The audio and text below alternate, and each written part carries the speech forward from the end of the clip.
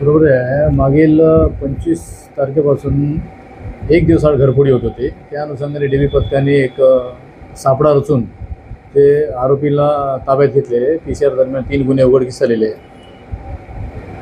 बरोबर आहे. आरोपीचे नाव रोहित भगत आहे, यश भावे. रोहित भगत हा 3 घरफोड्याचा आरोपी आहे. वाटोड्याला पण आहे, हुडकेश्वरला पण आहे, अजनीला पण घरफोडी दाखल आहे. तो अजनी एरियात राहतो. त्याला पकडल्यानंतर तर तो पाचपाली एरियातलं लष्करी बाग गल्ली नंबर 7मधले एक यश भावे त्याला सोबत घेतलं आणि एक विधी संघर्षित बालक असे 3 आरोपी आहे.